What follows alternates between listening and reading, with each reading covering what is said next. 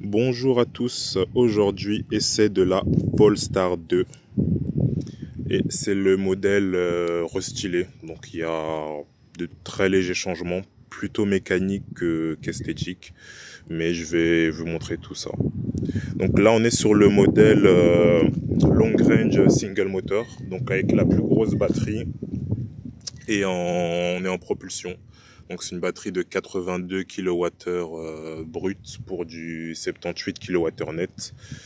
On a 220 kW qui équivaut à 290-300 chevaux et un couple de 490 Nm. Donc si on peut comparer à du thermique, on est sur l'équivalent d'un 330D, A4, 3 litres TDI, Mercedes, voilà.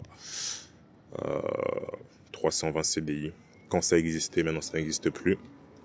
On est sur une couleur grise qui fait un peu penser au gris Nardo, comme chez Audi. On est sur des jantes 19 pouces de base, donc c'est des jantes aéro. Donc je trouve qu'elles sont très belles, elles sont assez fermées donc pour l'aéro. On est sur des pneus Michelin e-Primacy, donc gage d'autonomie. J'aime beaucoup la ligne de la voiture, ça fait un peu berline surélevée quoi, un peu S60 cross-country. Donc après on ira la conduire et quand on est assis dedans, on se sent vraiment assez haut, limite comme si on conduisait un SUV. Donc on a un arrière un peu style fastback, donc que j'aime beaucoup. On a un haillon, ce qui est pratique. Contrairement à la modèle 3 qui est une malle, ici on a un haillon. Comme c'est la concurrente de la modèle 3, même si la voiture est légèrement plus petite, on a 10 cm de moins en longueur. Mais voilà, très belle signature lumineuse, j'adore. Donc on retrouve quand même les gènes de Volvo, mais elle a sa personnalité à elle, voilà.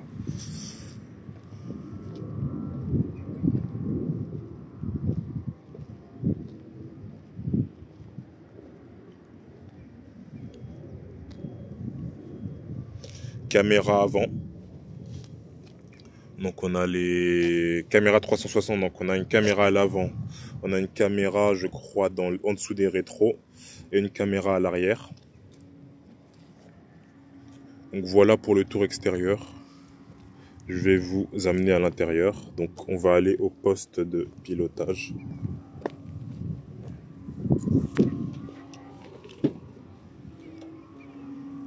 Donc ce sont des poignées classiques sur beaucoup de modèles électriques, ils ont des poignées rétractables. Ici ils ont fait le choix de conserver des poignées classiques, voilà. On a des vitres aussi, enfin des portes classiques avec un entourage de vitres. C'est pas les portes avec une vitre sans entourage. Donc voilà, ça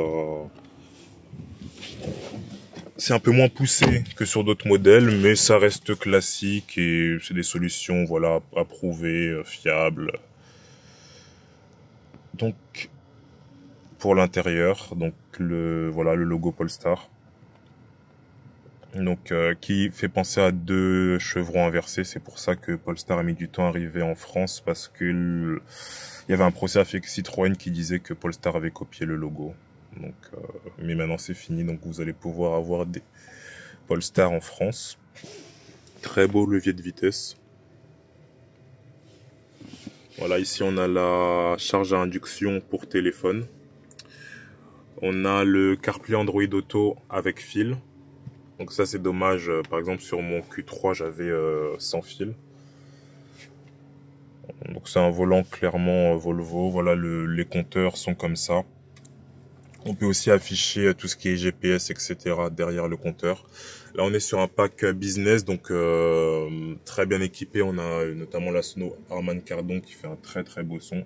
Je pourrais pas vous faire écouter pour des raisons de copyright, mais voilà, ici tout ce qui est commande de vitres, très beau, très belle finition, c'est des touches vraiment piano black, très agréable au toucher.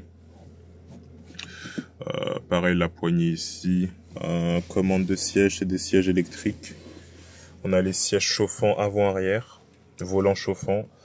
Pour avoir par contre les sièges ventilés, il faut passer sur l'option cuir, là c'est du simili cuir. On a un rangement pour un gobelet ici. On a un deuxième rangement ici, on peut mettre un deuxième gobelet. Après, niveau espace de rangement, c'est pas énorme à l'avant par rapport à d'autres véhicules. Dans ma classe A, j'ai plus de rangement. On a ici un petit vide-poche, classique vide-poche ici. Pour ce qui est de la boîte à gants, voilà, elle a une bonne taille quand même. Extincteur, voilà, véhicule beige obligé. On a un beau toit panoramique. Très beau toit panoramique qui semble être assez bien traité anti-UV, donc on voit qu'il est un peu sombre, donc ça quand il fait bien chaud ça doit être agréable. On n'est pas voilà assommé par la chaleur. On a les rétros sont très très beaux avec l'angle mort sur l'extrémité. On va passer à l'arrière, donc suivez-moi. De toute façon vous n'avez pas le choix. C'est moi qui tiens la caméra. Donc là, le siège est réglé pour moi qui fait 1m80. Je conduis assez allongé, donc on va voir la place qui nous reste à l'arrière, sachant que le véhicule fait 4,60 m. Donc, j'arrive à m'installer quand même assez confortablement. Il me reste de la place. Donc, si je peux comparer à ma classe A, donc l'empattement est plus long. Donc là, j'arrive quand même sur la classe A quand je suis réglé pour moi derrière. Là, c'est impossible d'être bien comme ça. Donc c'est très agréable. On a ici donc les aérateurs qui viennent jusqu'à l'arrière. On a, comme je vous ai dit, les sièges chauffants à l'arrière. Double prise USB-C, ça c'est très pratique. Voilà, on a des petites aumônières comme ça. Petit vide-poche. On a au milieu un coudoir avec 2 porte-gobelets. Très pratique. Je regarde si on a... non, on n'a pas d'accès au coffre style Trapaski. Peut-être en option. Là, on peut lever le...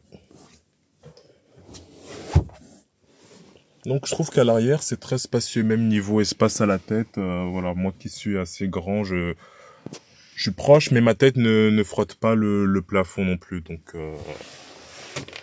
Donc c'est un véhicule assez spacieux. Je m'attendais à ce que ça soit de la même taille qu'une CLA, à savoir la CLA n'a pas beaucoup de place à l'arrière vu que c'est juste une classe A rallongée.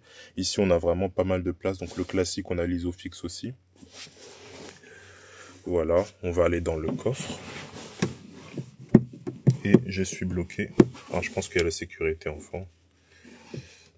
Comment vais-je sortir?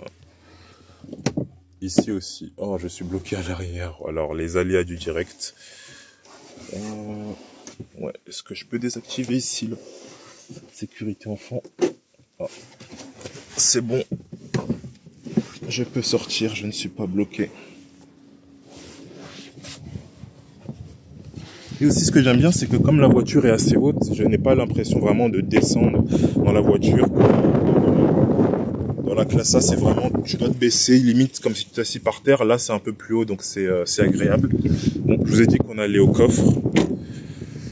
Donc, c'est un Aion électrique, bien sûr. Donc, c'est pratique pour charger. On peut charger plus facilement qu'avec une malle, comme je l'ai dit sur la modèle 3. Il me semble qu'on a 405 litres, si je ne me trompe pas. Donc voilà, on peut partir, je pense, en week-end à 4, si on n'est pas trop chargé, typiquement avec des bagages cabine. On a aussi, alors ça, si on veut mettre des choses devant, enfin séparer le coffre en deux, ça peut être pas mal, ou des objets qu'on veut pas qui bougent. On a aussi, comme chez Tesla, un compartiment en bas qui est moins profond mais qui est quand même intéressant. On peut mettre, voilà, peut-être un gros sac à dos, voilà, ou voir une toute petite valise cabine, donc je suis pas sûr que ça rentre. On a une prise 12 volts ici, donc coffre assez spacieux et la banquette rabattable sûrement.